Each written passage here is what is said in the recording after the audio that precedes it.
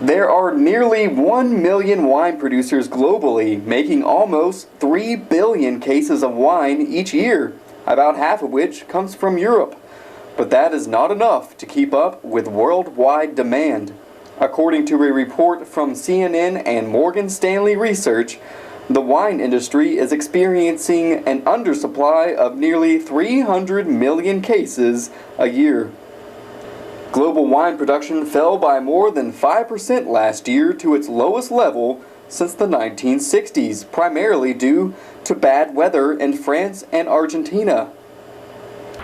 Here in the U.S., wine consumption rose by 2% last year, and the number of American wineries has expanded dramatically over the past 15 years. Though Americans consume nearly 12% of the world's wine, we only produce 8% of it. Sandy Alexander of the Mount Nittany Vineyard and Winery says over the past decade or so, wineries have nearly doubled in number across Pennsylvania to now include over 160 locations. The geography of central Pennsylvania offers some unique advantages to growing grapes here.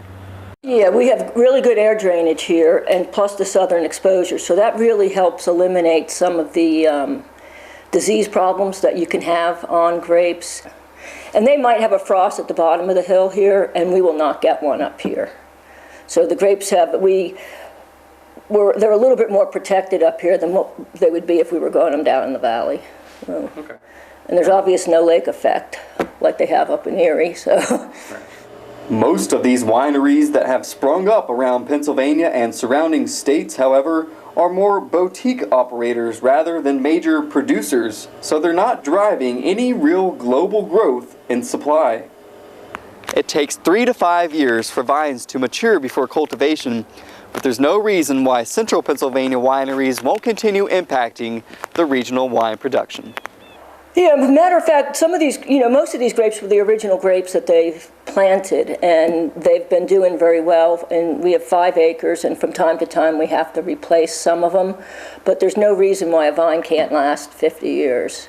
In the future, I don't have a little magic ball to look in, so it's hard to say what's gonna be here, 20, 30 years from now.